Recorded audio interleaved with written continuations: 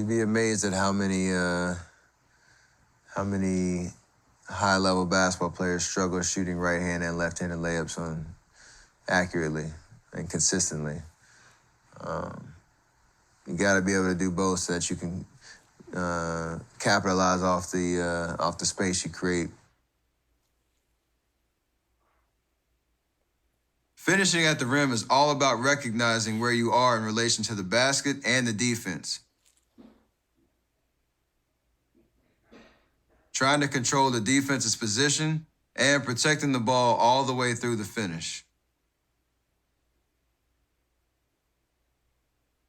On layups, it's important to take off above the block so you can extend the ball and protect it from defenders coming from behind or coming across the lane.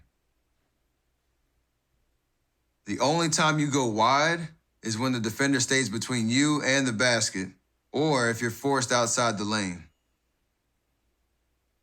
You want to try to get the defender's head in line with the rim or on the other side of the rim, so it's harder for them to get to the ball. Staying as close as you can to the lane line, and kind of taking the lane line and the nail on the free throw line and drawing a line down towards the basket. There's certain angles of attack to the backboard that you can pretty much anticipate from there. Anywhere outside that lane line, it changes your angle of approach, and it's hard to finish off the backboard from outside of those lines. On this one right here, I'm just outside of that lane line, and I need to adjust into a finish on the other side of the basket.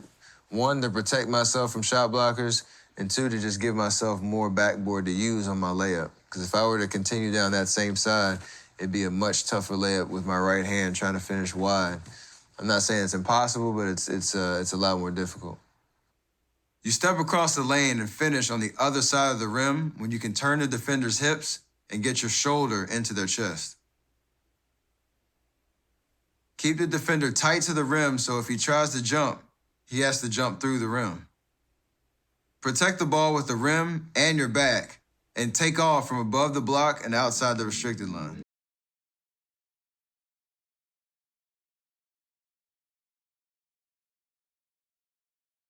The pass, not knowing it was coming. Step and reversing it. On this possession, I'm going up against a pretty good defender in Avery Bradley, who is a really good ball hawk. He likes to put pressure on the ball.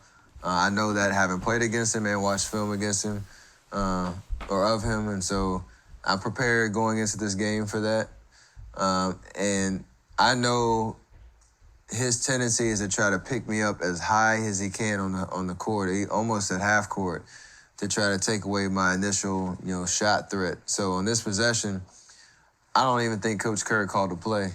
I'm sorry, he probably did call a play, but I didn't listen to it. I knew where you see Avery Bradley pick me up like 4 or 5 feet beyond the three-point line, that if I can just get by him, I'll have so much space to kind of attack and catch him off guard. In this possession, it works pretty well. I get by Avery Bradley, and then his big man has to try to, move in different directions with me, and he's not really used to that. And so, obviously, I still have to make a tough layup right here, but I give myself a great advantage because of how fast I'm able to get down into the paint. And this one, a layup we've shown where you just switch sides of the basket, obviously protecting the ball with your shoulder, and having touch on the backboard to put it up and watch it go in. So right here, when you get downhill, or when I get downhill past my defender, and I take on that secondary defender that's trying to react to my drive. At this point, it's what we've been talking about a lot in this class is basically looking at the defender's feet and his hands. And so I see his right foot is obviously his lead foot, and I have the ability to basically do a crossover step to make him open up his chest and allow me to get that edge to get my shoulder into his chest and protect the basketball and finish on the other side of the rim, because now he's pinned up behind me. On this one, the best way for me to protect the ball in this situation from a pretty good shot blocker in Amir Johnson, who's probably 7 inches taller than me, is to just try to make him turn and take his balance away the best I can and take his explosion away. So if I tried to shoot it on the right side of the basket right there, I would have had to expose the ball. And on this possession, because I commit to picking up my dribble right here, there's no real angle of attack to get the ball on the backboard. So for me to change angles right here at that the moment I do and get to the other side of the basket, it just allows me to open up the rim and the backboard a lot more for me to get it a good touch and good angle of approach to the rim. The ball is protected. The ball, me, and my man is always the principle that I want to keep, whether I'm dribbling, shooting, or trying to finish at the rim. Scored Cleveland 28-0 in the first half of that game on Monday. This one it happens pretty fast, but I see Zaza, my teammate, coming up to set a screen, and I kind of give him just one little jab step to kind of freeze my defender and make sure he runs into the screen. And at that point, it's kind of fun at this moment when you can get a big who's not used to being out on the perimeter to have to guard you out there. All I do is a simple between the legs move to get him off balance and get downhill and being able to finish and extend to the basket and not let any shot blocker get there is really important, and making sure you have that explosion to the basket, because I gave myself an opportunity to drive the lane.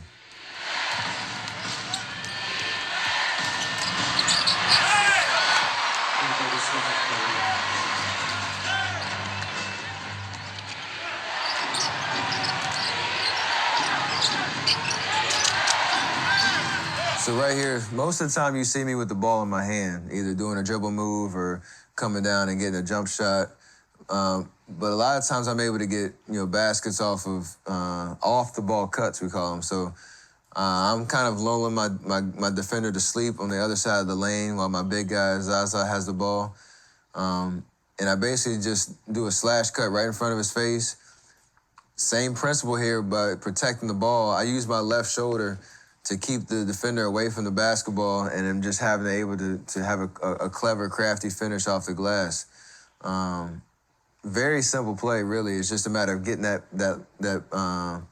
step on your man and protecting the ball with whatever your off shoulder is, so that you can extend to the basket.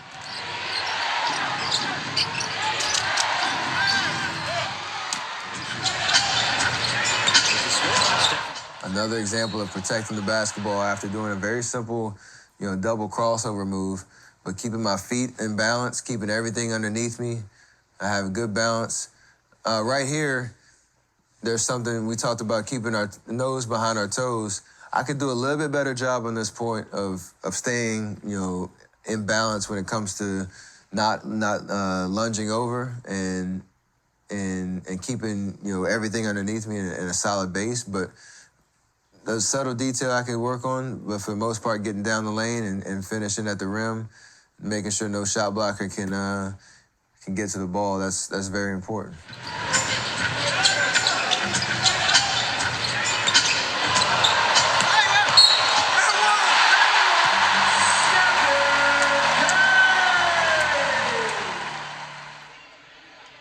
Well, if you're Stan Van Gundy, you got to be happy with 30 points here in this first quarter against a high. So this one is a two-step floater, almost like a jump stop floater. Looking at this play at the beginning with, though, I could have rushed that pick and roll because I'm not really in position to take that screen right now. I'm way too high and way too high up the court to really utilize the screen my teammate's trying to set for me. But I do a subtle little hesitation dribble just to allow my screener to move up just a little bit to be able to get that contact.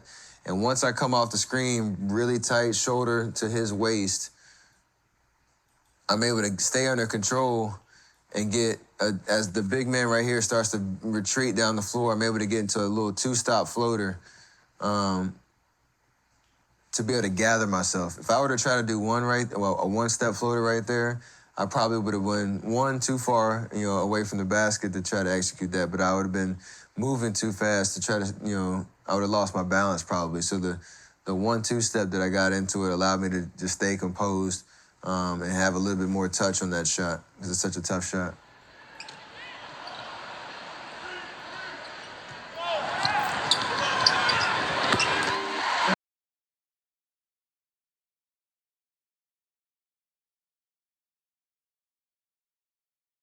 This isn't a way to talk about different finishes. On this one, we got the 2-foot floater, and it's really important to keep your feet shoulder width apart, keep them squared up to the basket. You want to be explosive in your drive going into it so you can keep whatever leverage you've gained and keep creating that space. But it all leads into that 1-2 step, 2-footed floater that you're under control. And same kind of concept. I don't want to take off from there and then go 2 or 3 feet in front of me and be in jeopardy of getting an offensive foul call if somebody were to try to take a charge.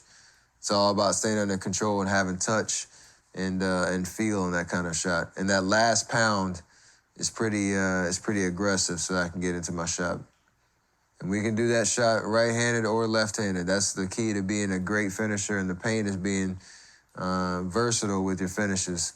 So if I have a defender on my right side, I can keep him at bay with my right shoulder, like I do right there, and finish with the left hand so I keep it away from any kind of shot blocker or any kind of outstretched arm. If all the footwork's the same, though.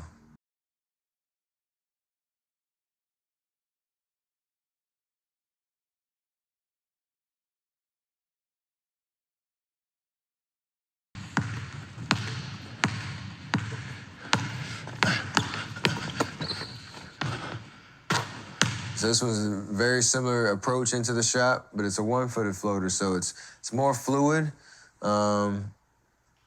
If you're starting from farther out and you're kind of going downhill and you decide to shoot that shot at the last minute, that's mostly when you're going to go into a 1-footed floater. But it's all about, again, being under control and not going outside of your space to shoot that floater and being running into defenders set up to take a charge.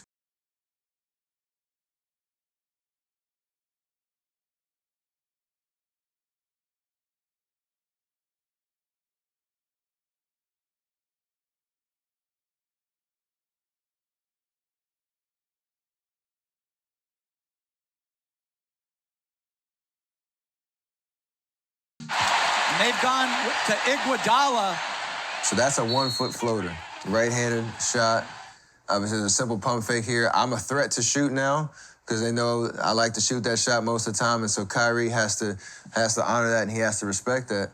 And so when I pump fake, he launches at me, and I'm able to go around him. And from there, I'm getting into my floater.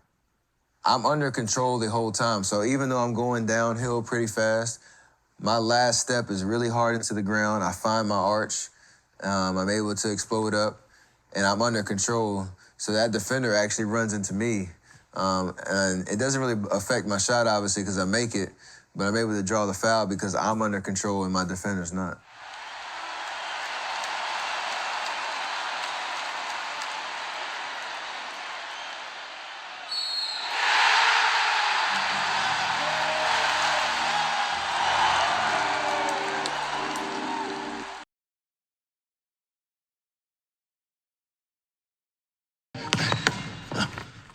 This last type of floater is one where you can get a quick, subtle sidestep into it to create a little bit more space before you take off into your floater. So hard pound, sidestep,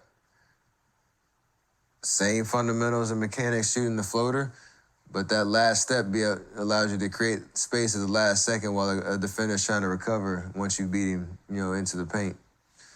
And we do the same thing right hand and left hand. Same fundamentals. Getting the ball in the shooting pocket, not letting the ball drop too far low on your body, keeping it right in that shooting pocket the entire move. Finishing with a high, soft follow-through, squared up to the basket.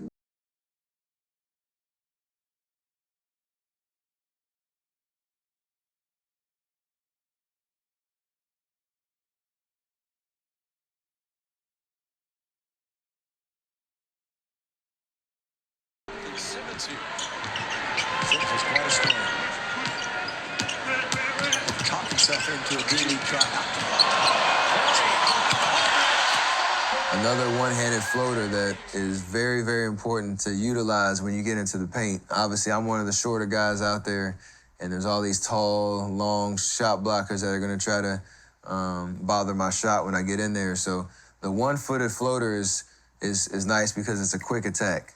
I get into the paint, and before they even know it, I've already released the ball with some touch so that I can get a good finish. So being able to use that is really key. It all starts with the ball handling, though, being able to keep those dribbles active and hard bounces so I have control of the basketball. I chose the floater because when I got around my initial defender, who's LaMarcus right here, I get by my initial defender, and most of the time you would have a help defender kind of approach the ball and try to stop me at that point of attack. But instead they kind of stay home and stay lower on the court. And so the finish at the rim and the layup, that's not really there because there's too much traffic. So for me to be able to kind of see that once I get around my defender, have the balance to go, 1 foot, one leg floater, that allows me to stay away from the traffic when I don't need to go in there with, into the trees, as they say.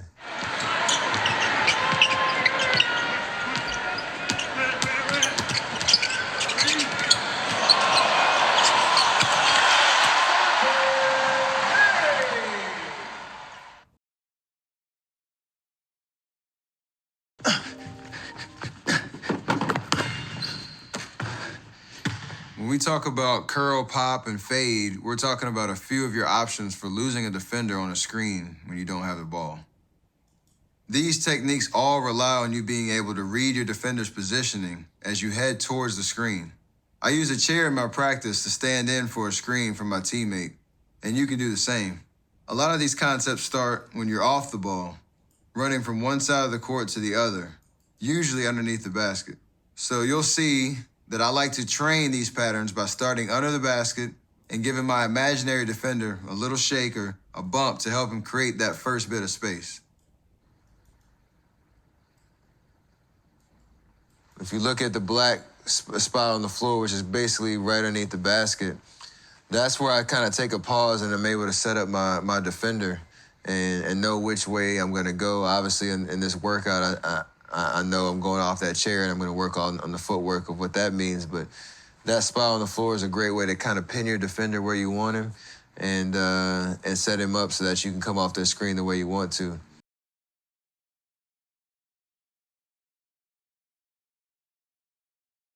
Smart, little different defending. Thompson, Curry to the basket. So we've seen a lot of clips on, with me with the ball in my hands, and this one is one where I don't have the ball in my hands, and these are some of my favorite clips to watch because it's really interesting to see the dynamic and the shift and gravity, I call it, of when I come off of a screen, how many people have to react to that and have to respect it, or how I can gain so much leverage with just how I use a screen when I don't have the ball. And so on this one, it's a simple tight curl around my teammate that makes my defender have to chase me around that screen, and I'm able to open up the entire middle of the court. So on this one, I'm pretty low on the court. I mean, almost near the baseline. It's not really a screen. I'm just using my teammate who just happens to be standing there. I turn him into a screen because I curl pretty tight around him and make my defender have to chase me. And on this one, I see the lane wide open. No real shot blockers in there, but you commit to taking that layup and that launch, pretty far out in the paint and just get it up on the rim and finish. The reason that the lane is wide open is because of two pretty distinct factors. Right here, as I'm about to come off the screen, the guy that's guarding the ball, he's way outside the three-point line. I don't know how many guys in the league would actually shoot that shot where Draymond is out there on the court. I might be one of them, but there's no real reason for the defender to have to guard him way out there. And then on the other side, you have two guards who KD right now is looking at Andre. He's telling him something. He's keeping the defenders occupied, we call it. So they're wondering if there's a screen coming or if they're going to switch positions or what they're going to do. So they're not really even looking at the other side of the court, which gives me the entire lane to work with in the middle of that paint. You can basically turn that screener that I turned, Klay Thompson into, you can turn that into a chair in your workouts and really work on the footwork that it takes to execute that curl and the timing.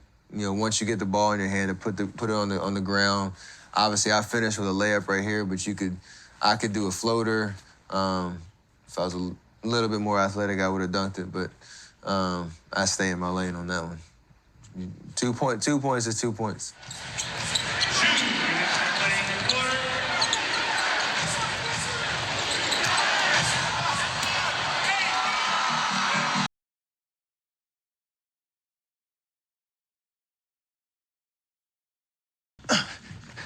So when you get to the screen, if your defender is trailing you tight, you can curl around and keep moving straight to the basket. Then you read the help defense. If you have an open lane, you can finish with the layup.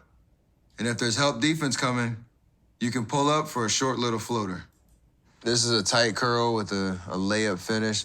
The key to this is going low and tight around the screen and using my right foot as the actual curl foot to keep that space and to keep my momentum going downhill towards the basket. And meeting the pass with my 10 fingers is key as well, to meet the ball so that nobody can kind of intercept that pass if there was other defenders out there. And extending at the rim so the shot blockers don't have a chance to come over and affect that shot.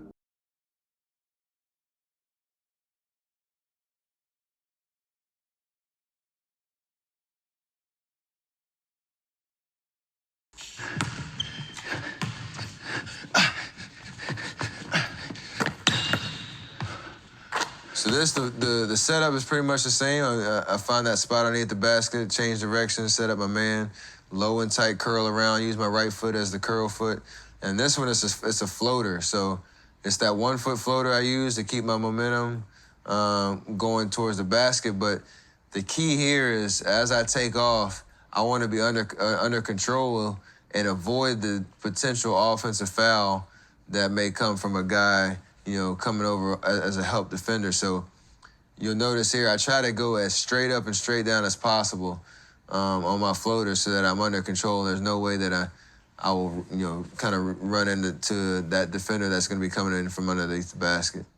In order to get good lift on your floater, it's really important to kind of visualize your right knee being attached to your elbow, extending it high, really exploding off the ground, and a high finish to get good proper spin on the ball and have that soft touch and that arc, allowing it the chance to go in. It's also important to make sure that your right knee is straight up, straight down, and not going across your body to change your shoulder alignment on the basket, so you can stay square as you potentially can as you finish. So where your right knee moves, your shoulders are pretty much going to follow suit. So you want to make sure they're square to the basket.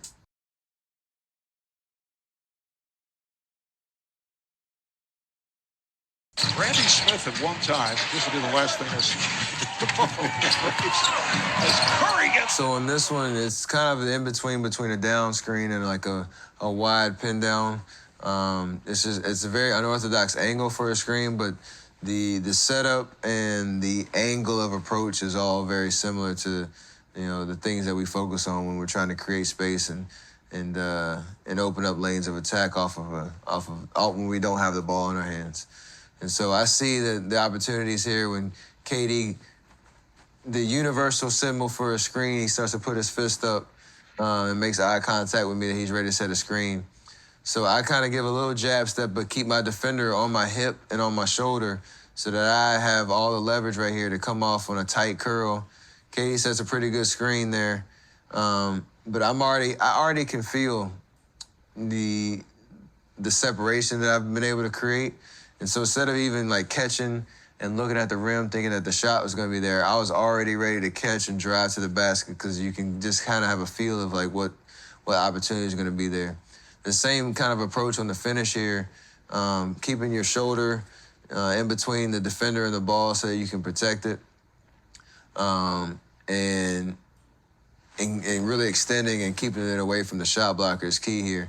Because I'm not jumping over anybody, I'm not going to dunk on anybody, so I have to be very clever and creative when it comes to protecting the basketball, being able to extend and finish around the rim. Randy Smith at one time, this will be the last thing I see. As Curry gets in on a reverse.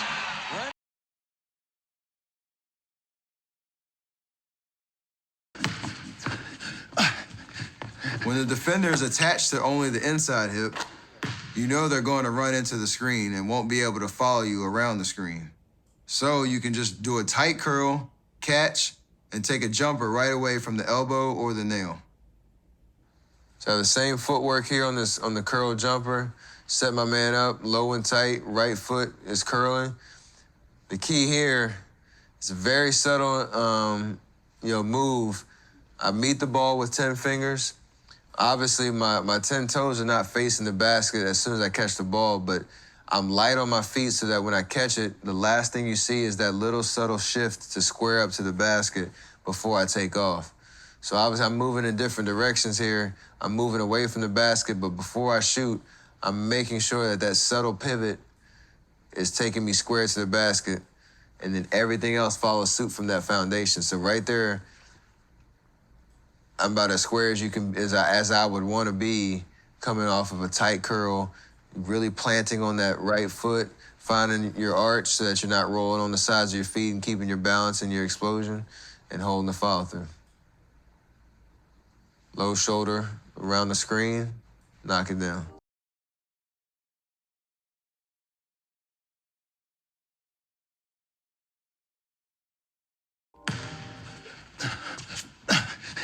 If the defender is attached to the inside hip, not behind you, you can run the defender straight into the screen and cut out to the three-point line in a straight pop. I take the same exact line and angle out from underneath the basket, straight out to the perimeter. I call for the ball, find it in my shooting pocket, and get it across my body. I don't take it out. I don't take it too high. I don't take it too low. I take it right across my body into the shooting pocket so that I have a really, really smooth and quick release.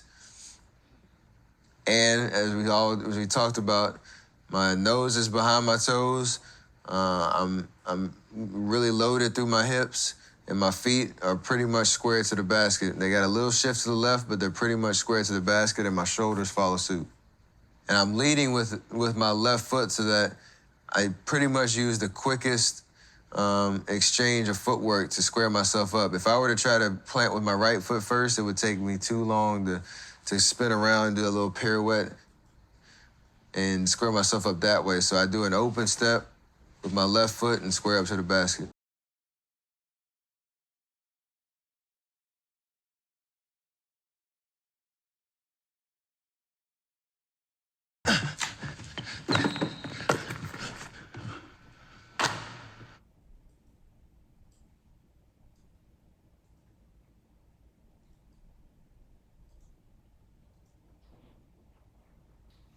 This one's a fade, and it's the best way to attack a screen if somebody's trying to shoot. We call it shoot the gap or beat you to the other side of the pick. So for me, it's a hard plant with the right foot, selling the curl, moving away from the screen. As you see, I push off on the chair because I want to use that leverage from my teammate who's setting the screen for me to create that space. So I make contact with the chair as I'm planting. I push off. I perfectly find my arch so I'm not rolling on the outside of my foot. As the ball's coming, I'm doing my work early. I'm squaring up to the basket. I'm staying loaded through my hips. And before I rise up, my feet are squared up to the basket. And from there, it's just a normal jump shot. All that footwork and that preparation going into it allowed me to create the space, but my mechanics and my shot are all the same, no matter what the lead up to it was. That's what the Knicks are playing. It's a moot point now. They may have a point. Really trying to get free. Got staggered screens to tie the game. On this clip, this is into my Reggie Miller-esque days of moving without the ball and setting your man up and using screens and reading where your defender is. So my defender is pretty much attached to me right now. I see what's about to happen before it happens. So the play that we're running right now, It's called floppy, but it's also kind of a wheel action where me and Clay are basically going to be counterparts in this play. I'm starting on one side, he's starting on the other, and we're both going to use screens in different ways to clear space for each other. And one of us should be open. On this possession, it's going to be me. But it only happens because Clay, he vacates the corner coming off of that screen and allows that space to be open for me to really use. Clay vacates the corner. I create a little bit of separation between me and my defender. So right now, as I come off this first screen, I'm basically playing the cat and mouse game with my defender. If he goes left, I go right. If I go right, he goes left type situation. And we worked on, coming off the ball, doing the fade route, coming off of a pin down, and that's what I do right here. I see he's so far up the court. I know where the open space on the court is, and I'm able to find that spot, catch, not waste any time because I'm wide open and shoot it. There's a key to this play, though, that's pretty impressive by my teammate Andre Iguodala here. He's the one handling the ball and running the possession. He, as well as I, know what's about to happen, and so he sees it kind of unfolding with each step that I take. Right now, he's in the center of the court, so as a point guard, that's kind of where you initiate most of the offense. You're at the top of the court kind of surveying, pretty much everything that's going on. As the play starts to happen, and he sees the separation that I have with my defender, he sees that there's two screens over here that I'm probably going to be open. There's a point where he commits to getting me the ball. Now, if he stays right there and I do the exact same thing that I do, come off this screen and fade to the corner, there's absolutely no way that he can make that pass from the top of the key all the way down to the corner. And so with the IQ that he has as a basketball player and as a playmaker, he takes maybe one or two dribbles to his right and creates an angle for him to make that pass. So he covers about 7 feet of ground right there in that subtle little move to get me the ball. Because had he stayed at the top of the key, there's no way he could make that pass. He may have a point. Really trying to get free. Got staggered screens to tie the game. He does!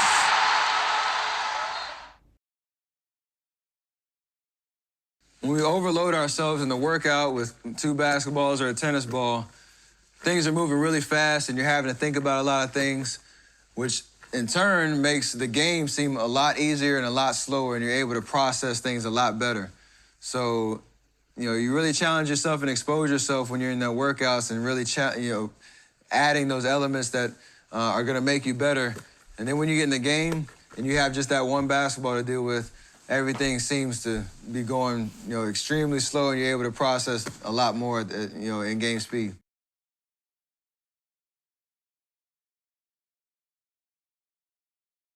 The same thing we talked about with shooting, when you talk about how to get better as a ball handler, one of the best ways to do that is to film yourself dribbling. Because you start to see all the subtle flaws that you may have when it comes to body positioning, when it comes to ball height and ball speed.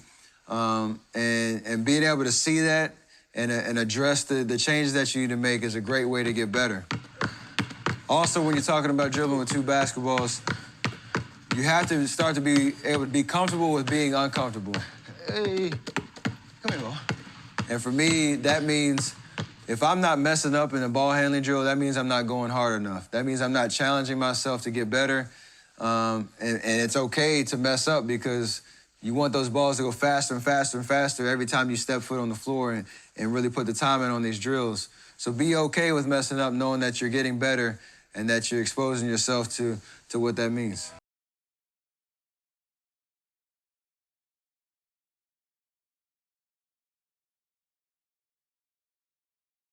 When you add 2 basketballs to your dribbling workouts, there are some things that you need to focus on and some flaws that might show themselves because your brain is so overloaded thinking about, how do I coordinate these 2 basketballs at the same time? For me, sometimes I hold my breath. I forget to breathe because the only thing I'm worried about is these basketballs. Sometimes I hinge over and lose my good, positioning as a basketball player right here in that dribbling positioning we talked about. you lose speed of the basketballs because you're playing it safe, and you feel like you wanted to control those basketballs at all costs, so you slow them down. There's so many things that will change that you'll expose yourself to when you add these two basketballs. But you want to lock in on the details and understand what you need to correct so that you can utilize these two basketballs to get better. When you're dribbling these two basketballs, it's important not to allow mechanics to be sacrificed for speed. So you want to be able to go as fast as you can, but you want to make sure that you're staying detailed on the things that matter when it comes to body positioning, when it comes to moving those basketballs around your body and not moving your body too much in those positions. You don't allow fatigue to be a factor either. You want to be able to push through it at times, but if you're sacrificing form and mechanics because you're tired, then you might need to take a break and recover and then go right back at it so that you can keep that intensity up, but also keeping attention to detail.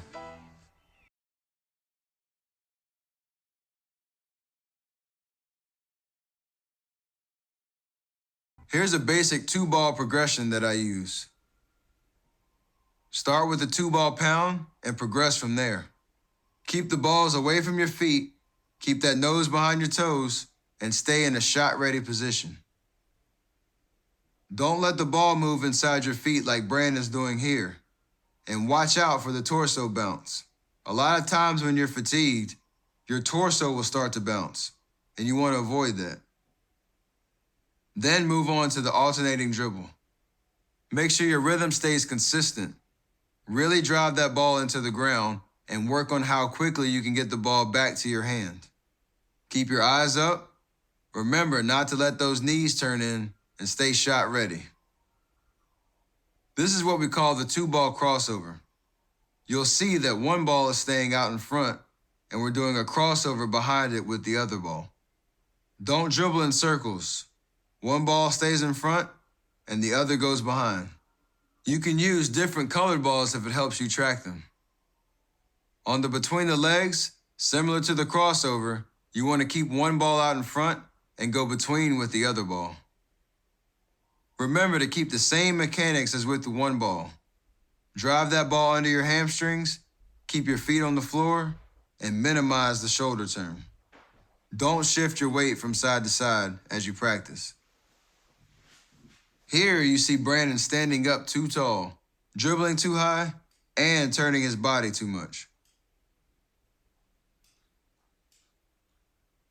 When we go behind the back with 2 balls, remember to keep your nose as close to the center of your body as you can.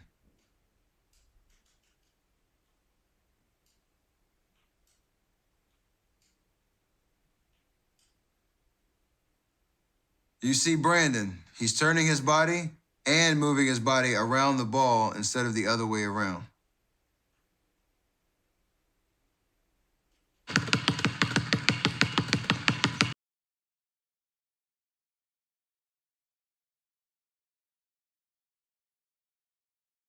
The big thing on these tennis ball drills is to make sure you're tracking the tennis ball with your eyes, making sure you're breathing through your mouth and activating the hand when you're catching. By activating the hand, I mean you're tossing underhand and catching overhand. Make sure you're keeping a consistent dribble speed with the basketball and you're staying in that athletic position. Start by doing 8 good reps of this single ball pound on each hand. Then you can start adding complexity once you're comfortable. If you look at Brandon doing this, you can see him gritting his teeth, straining, and holding his breath. If that starts happening, it means the overload is too great and you need to slow down or back off. You're no longer benefiting from the exercise. Getting a little bit more difficult, you can add the bounce catch, toss catch into the progression.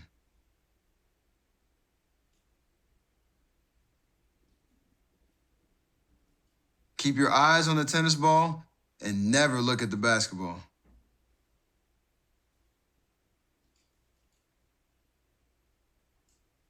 Here's Brandon not activating his hand, meaning he's just tossing and catching underhanded.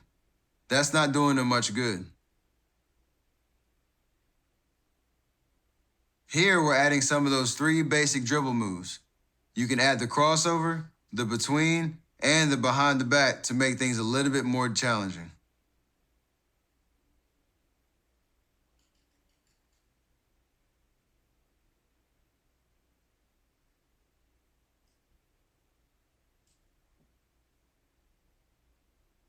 See how the rhythm of the basketball is changing here when Brandon tosses the tennis ball? You want to keep a consistent rhythm with the dribble when you toss the tennis ball. Don't let your body or the basketball float up with the tennis ball. Remember to keep the tennis ball just about eye level when you toss it. Don't toss it too high in the air and don't toss it too low. We're maintaining the same mechanics as our stationary one-ball dribble. Nothing changes. We're just adding in a new element to train our minds. To make this workout even more difficult, you can start incorporating tossing the tennis ball off the wall to yourself, which is even more challenging and more unpredictable. So we'll outline some progressions for you in the workbook. But remember, once you do this tennis ball workout or two-ball overloading, go back to just one basketball and run through a progression with just the basketball. You should feel improvement almost right away. One ball will feel a lot easier once you train some of these overloading concepts.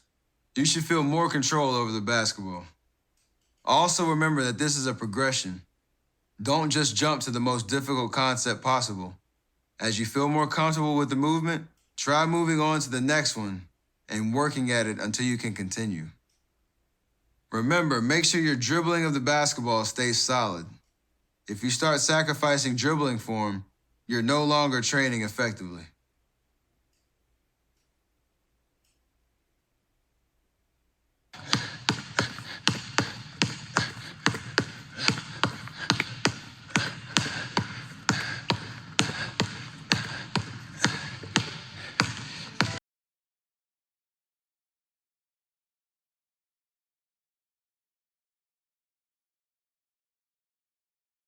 Once you're feeling comfortable with the two-ball stationary work, you can start to take it on the move. Fundamentals still apply here. The same form as stationary, just adding the footwork. Remember to push the balls away from your footwork as you move into space.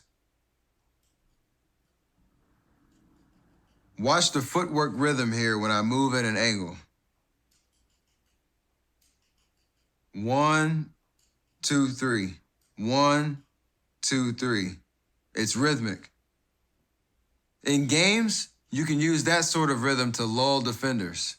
They'll try to time your footwork, and you can anticipate and surprise them. When you start to move laterally, remember to stay totally vertical and keep your nose in the middle of your body. You can do this work for really short distances, like elbow to elbow. You see me. I'm only taking 4 or 5 steps here. Try 2 or 3 steps to start.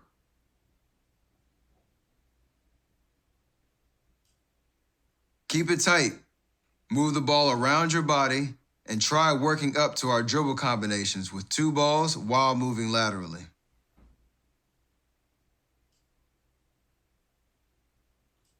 When you take the tennis ball on the move, sometimes you have a bad toss. It's okay. Just recover and go at it again.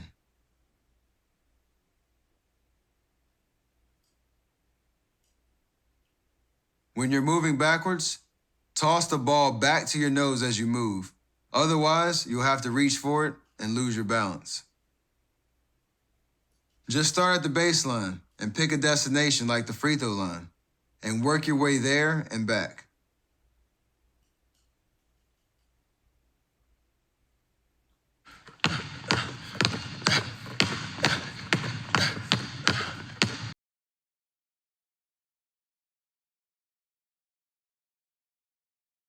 Sometimes it's important to what we call see past the drill, which means there are so many benefits to what we're doing, not just controlling the basketball, making the dribbles faster, working on those combination moves or anything, but I talked about breathing, mental focus, persevering through mistakes. There are so many things and so many elements that these ball handling drills allow you to work on that makes you a more complete basketball player, and allows you to be, to have more confidence when it comes to doing the details of what we're working on.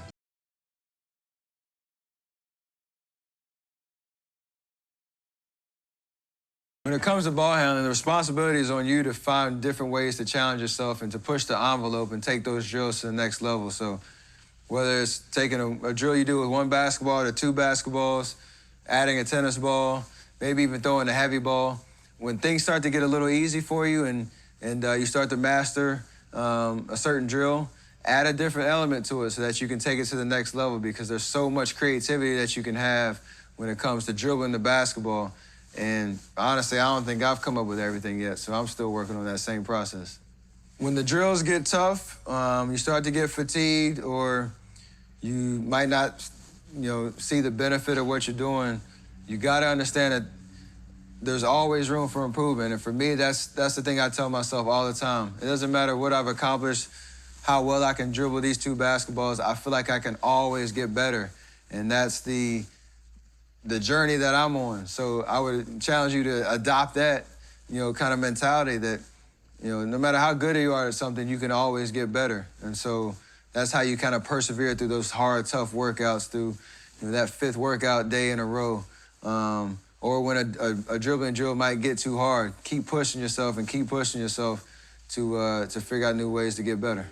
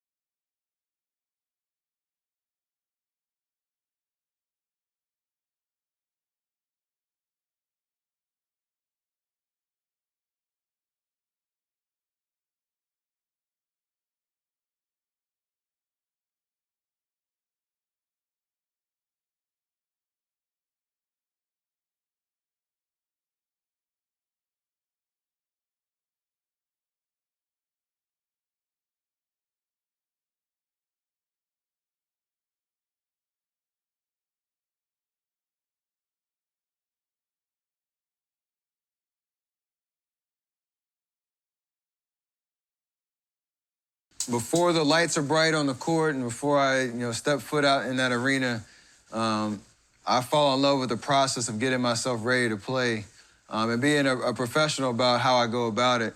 There are so many details to getting ready for the game that not many people would see, and there's a lot of sacrifice that goes into it when it comes to getting enough rest, the night before the game, stretching, making sure your body's, able to recover and be active and ready and strong for that game.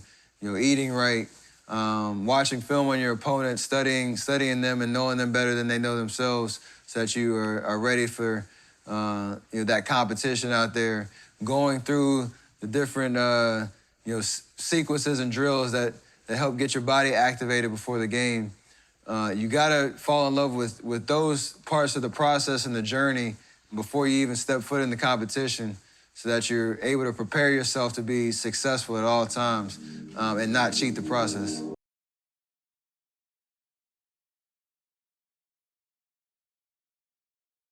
When I step foot on the floor during our season to get ready to play, I always take time to go through my pregame process and my warm-up that allows me to get a nice little sweat in, get reacquainted with the basketball before I even take a shot, so that I warm my body up to get ready to play. So I start off with a 2-ball dribbling sequence that helps me get activated. It helps overload my coordination so that, like we talked about, when I get ready to play, things are a lot easier and I'm able to process a lot more and make better decisions with the basketball. I do it every game. It's something that I really rely on to get me ready to play. Sometimes there might be a reason to switch it up to shock the body a little bit, so that I'm challenging myself to get better.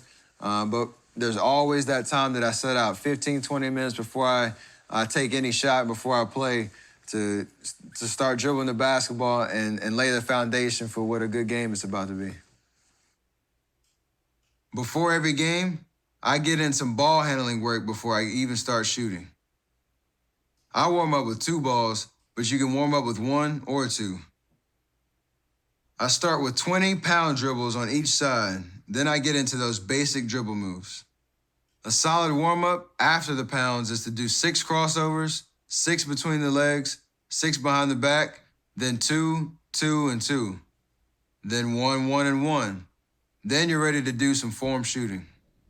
The same way that I came up with my 2-ball dribbling sequence in my pregame drills, I would challenge anybody to find that time where you can come up with something that just gets you feeling good about the game that you're about to play. If it's a crowded gym, if it's somewhere where you just take a corner of the gym, take a basketball, find that process that helps you develop your rhythm, your confidence, allows you to prepare yourself and activate yourself to get ready for that game. Everybody could have a different routine that's unique to them, that makes them feel 100% ready to play. And you got to have that kind of creativity and vision to build whatever that sequence is that's right for you. Whether it's copying mine or doing something on your own, I challenge you to find that.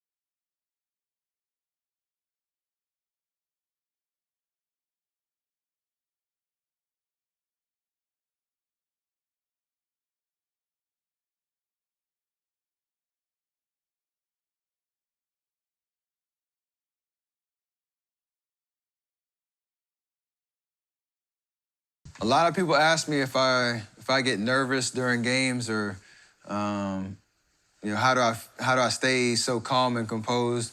And my answer is always I don't get nervous. I get anxious because I'm ready for that moment. I want to live up to the stage and be ready to be successful and take advantage of the opportunity I have to win those games and to play well. But I'm not nervous because I put the time in on the back end to prepare myself to be ready for those moments. I don't just show up expecting to be great and not have anything to back it up. The preparation that I put into it and the mental and physical sacrifice that goes into what I do as a basketball player allows me to be ready for those moments and to meet the storm with the ultimate calm and cool and collectedness that I like to have about taking advantage of those opportunities. So you got to put the time in, and that'll help you be ready for whatever comes your way during the games.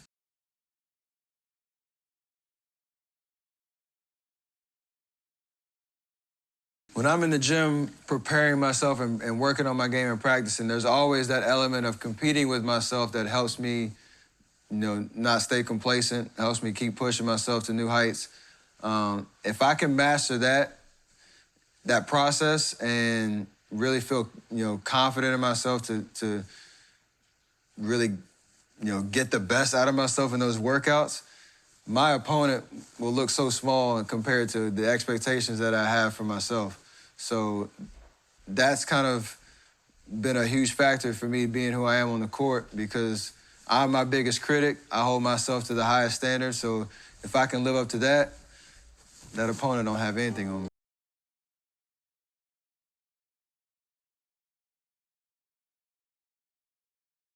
When things feel like they're going too fast and you get a little shaky in your mind, you have to understand what that feels like.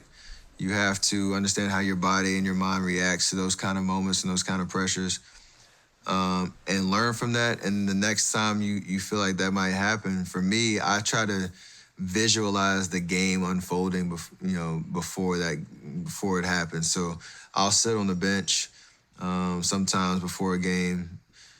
You close my eyes or even have them open, just staring at the empty floor and see myself doing things in the game before they happen so that I can put myself in that state before, the adrenaline starts to rush and your emotions take over so that you can prepare yourself the best you can to know what it's going to feel like because everybody's different. Everybody responds to those moments differently, but you have to master your own emotions. And there's trial and error to it. There's just learning, from example and understanding how you can be in control of your mind. My favorite thing to do is just to control my breathing, to be honest. Like that's the best way to calm myself if things get out of hand. So if it's during a timeout, just taking a solid 10 seconds and taking some deep breaths. Or if it's in a game, when there's a foul call or something, I might just go off to the corner real quick and just, close my eyes and take a couple deep breaths. But that's the best way to just calm yourself because basketball is competitive. There's, I don't care where you're playing at, there's pressures that you have to deal with. And so being able to just calm your nerves, that's huge.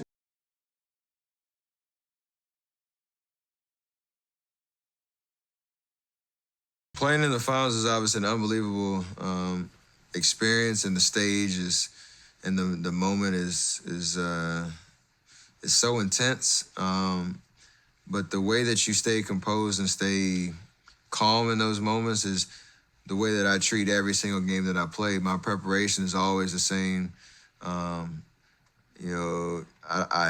approach game 32 of the regular season the same way as I would game 1 or game 5 of the finals. And so that mentality allows me to not psych myself out or get, overexcited about, that big stage that you play on in the finals. And even, in clutch situations, one, not being afraid of the moment, not being afraid of failure, relying on that preparation to allow you to execute in those situations. but understand that you're not always going to be, successful. You're not always going to hit the game winner. But I don't mind putting myself out there because I have that much confidence in myself, and you live with those results because you know how much time and work that you put into it. So it makes it all worth it, win or lose, because as a competitor, you kind of live for those moments. For me, basketball is in my DNA. It's my passion, so it's hard to kind of turn that switch off. How I approach the game of basketball is how I approach pretty much every facet of my life. You want to be the best at it. You want to put the time in to, prepare yourself for whatever you're getting yourself into. My college experience was very unique because I was blessed to play for a coach that invested in not only the basketball player but the human being, and that was of real importance to me. He taught me so many lessons about what it's like, what it means to be a leader, a man of character, and value, and really and define what that means for yourself. It doesn't matter what kind of accolades you get, what kind of praise you get in this world. How you treat your family, the decisions you make on a daily basis that people don't see.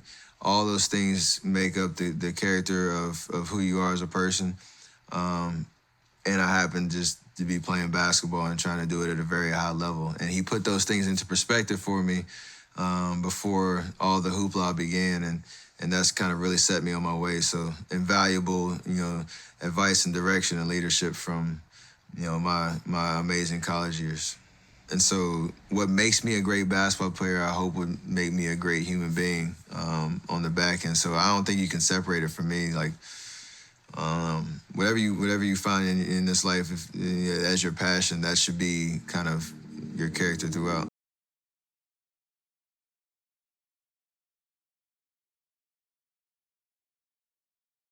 Your state of mind is, for me, the main driving force behind your successes and your failures.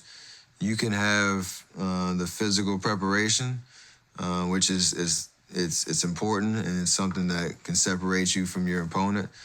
But the ones that can sustain it and the ones that can, really without much explanation, push themselves to new levels, every time you see them, there's always this,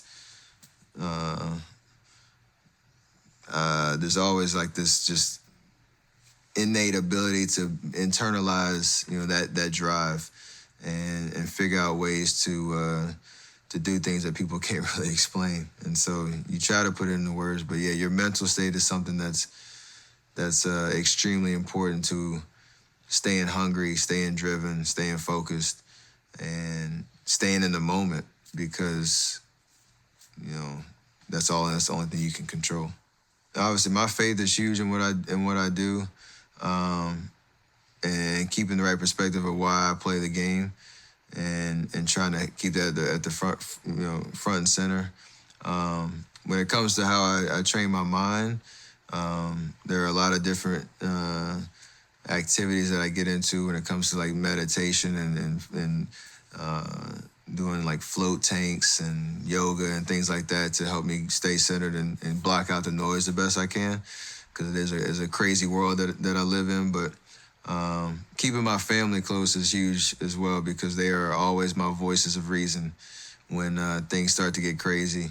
And honestly, you don't have a bad day when you get to come home from work, no matter if you won a game, lost a game, scored 50 points or scored 4 points. They keep you in the right, frame of mind about what's important. So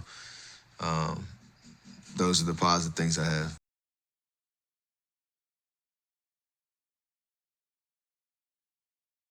When I left college to go to the pros, I thought I was the hardest working guy, and I was living in a fantasy world because there was this gym I went to in between, leaving school and going into the draft, where I got to see some NBA guys actually work out.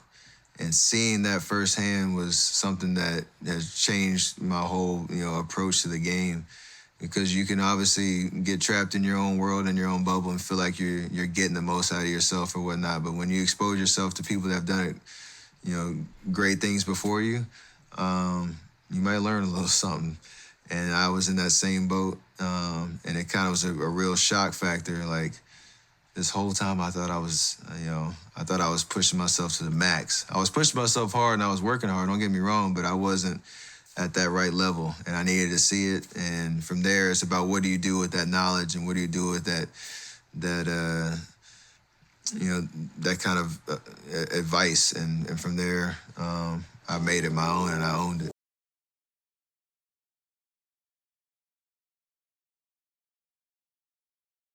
It's human to go through that doubt and being discouraged if you're not living up to your own expectations, or if you miss 4 or 5 shots in a row when you should have made them all. And I've gone through that from time to time. The thing that I tell myself in those moments is nobody's going to believe in you if you don't believe in yourself, and so you have to start there. It may require you to get in the gym and work a little harder. It may you might need to go talk to your coach or talk to your teammate or talk to your friend about how to get in the right frame of mind. But it has to start with you. You got to be your biggest fan, your biggest supporter, and especially when things are going or aren't going your way.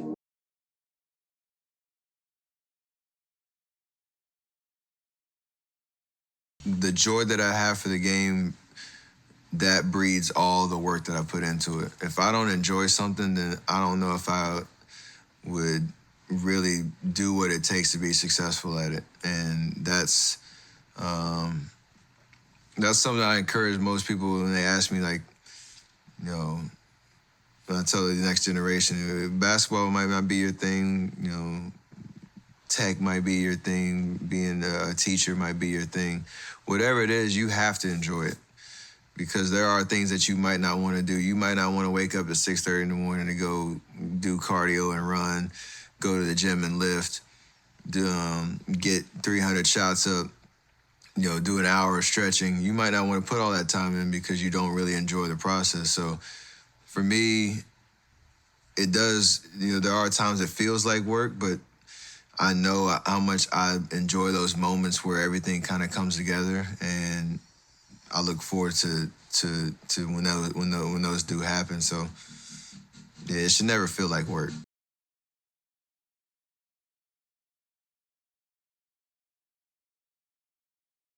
When you are going through your journey, you obviously have to look, within you at finding what your passion is, finding, what's going to drive you. And having that competition with yourself to know, for me, I haven't reached my full potential yet. Whether that's true or not, or whether I know what my full potential is, I don't know. But I always have this inner voice and this drive that tells me I can do better. When things go wrong, I look at myself and what I can do better to improve the situation. You don't play the blame game. You don't get into that thought process. So there's always something that you can do better to get the most out of whatever you're doing, whether it's playing basketball or in life. So that's driven me for sure. And it's the best way to just keep the right perspective, because you can only control what you can control. So you finished my masterclass. I hope you learned a lot about the game, about me and my journey. I hope that you can, take the knowledge, apply it to your own goals, set goals for yourself, know that you can achieve it, know that you need to put the time in, and it's going to be some hard work. But for me, that's been the most fun about the journey, is learning a lot about myself and pushing myself to the next limit. And I hope you have that same experience too. You need to get in the gym and get to work. Time's ticking.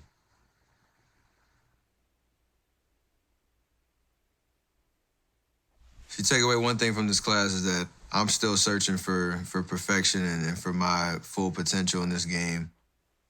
No matter where you are in your progression, no matter what goals you set for yourself, we're all in the same boat. And so it's a never-ending journey, and I'm still on it.